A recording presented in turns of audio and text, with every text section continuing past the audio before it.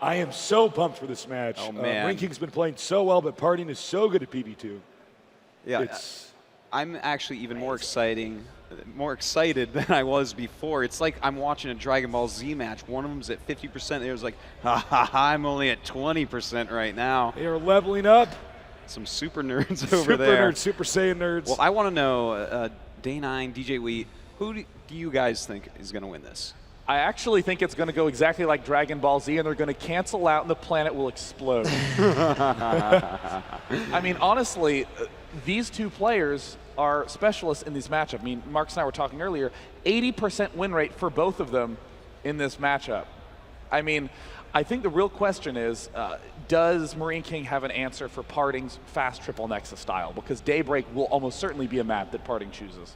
Oh, yeah, that's definitely true. I feel like as great as Parting has been lately and how recent, you were supposed to just move your lips, Tasteless, and act like I mean, MarineKing Prime looked so ridiculously great yesterday versus Protoss, like MC. And I think he's just got an ultra-aggressive style that he can use in this matchup. And I kind of think MKP is going to take it in two. Yeah, and you know, like both of them are actually revolutionists of this matchup in terms of style. MarineKing Prime delaying medevac production, delaying expansions, going 2 racks, being aggro, delaying upgrades, I think is one of the big things that we've seen MarineKing Prime capable of doing. And on the other end of the spectrum, MarineKing Prime, we've seen him rush for 2-2. The extreme ends of what seems possible in the matchup. Parting as well, taking triple Nexus on just one gateway, going for the very, very fast 8-gate push follow-up, delaying his upgrade, skipping Colossus, going for Templar. The full range of possibilities. I think the one thing that we are guaranteed is to see no standard play in this matchup. Well, are these players ready, Artosis? They are ready, Tasteless. All right, let's do it. Let's get this game going. Make some noise for this very epic match. It is the Dragon Ball Z match we have. Hopefully this will not be the one where, you know, it's an episode where they're powering up the entire time and the fight doesn't actually happen until episode 2, and I'm just like, God damn it, I got to wait until tomorrow. So, into the game. Terran versus Protoss. MarineKing Prime against StarTale Parting. MarineKing Prime champion. Actually, let's just introduce him now. The champion of the Winter Arena. It was hosted in New York City. Give it up for MarineKing Prime.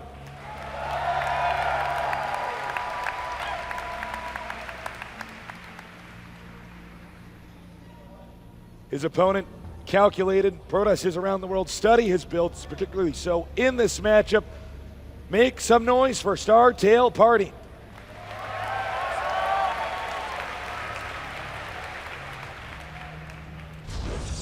This match is just so awesome. I cannot wait to see who wins it. Again, 80% each in this matchup. That is just a statistics. You never see that.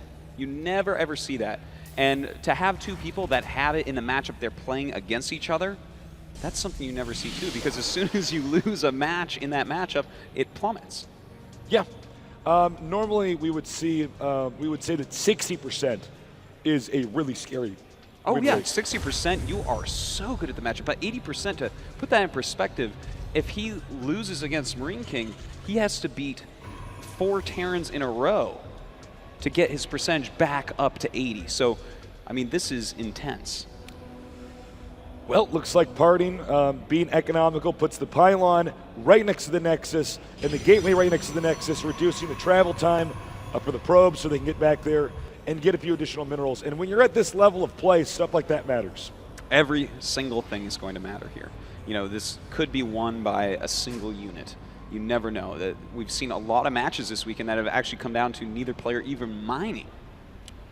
Yeah, we've had some drying up of the minerals on the map and epic matches that result in crazy endgame scenarios where a lot of improvisation is needed in order to win.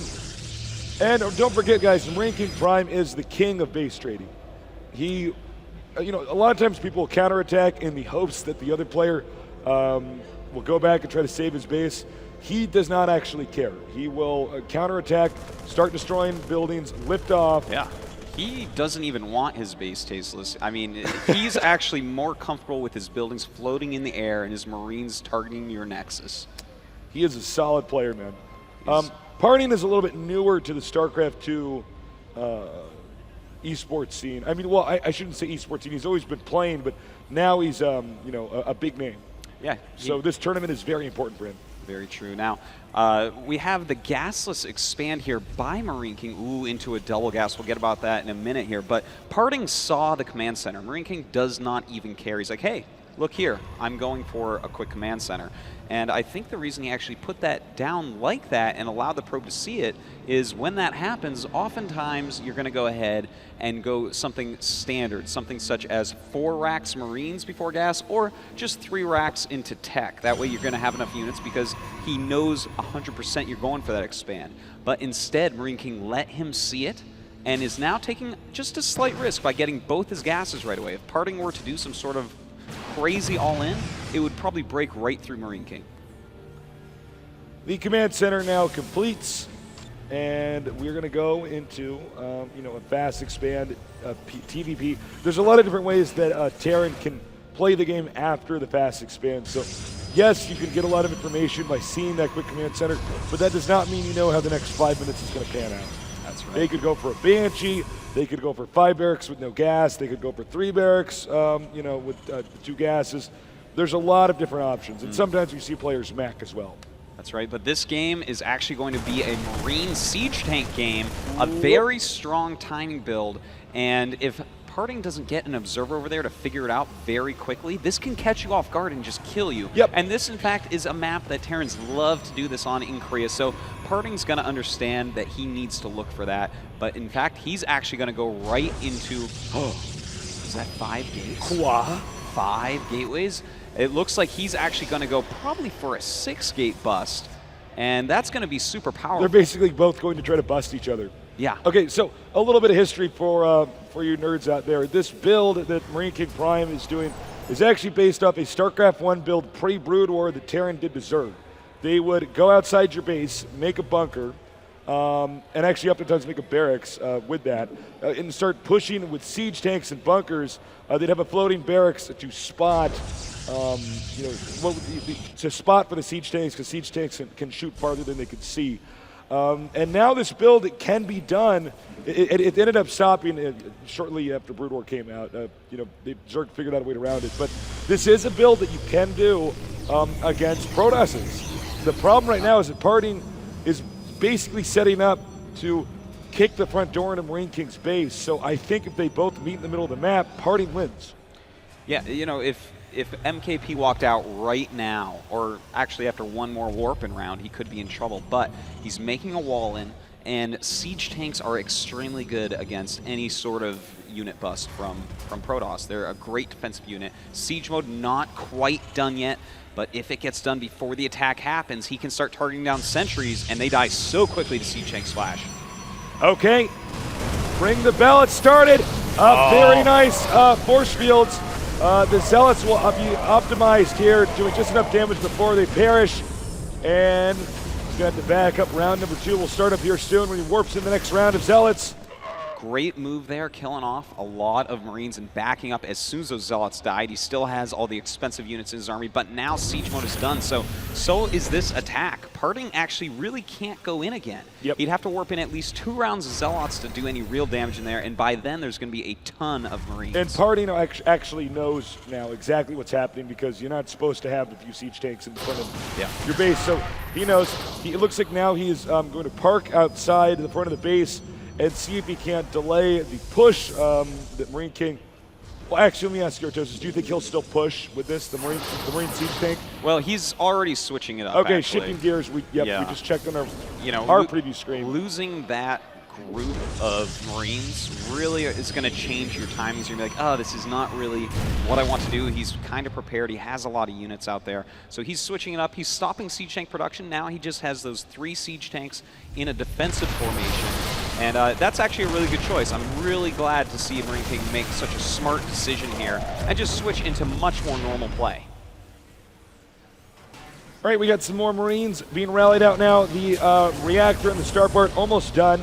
So soon medevacs are going to be here, and that's when the Marines really start to get scary. These siege tanks, they're sort of peripheral. I mean, he's going to use them because he might as well. Yeah. He has them, but we will probably not see any more siege tanks made in this game. Yeah, I do not expect a 4th siege tank to ever see the light of day here. But MarineKing is going into a longer game scenario here, getting his upgrades and all, but we see right there that we just saw. We see right there that we see right there that we just saw. Yes, go on, Artosis. Yes. He is actually tech amp to Colossus, which is the right choice.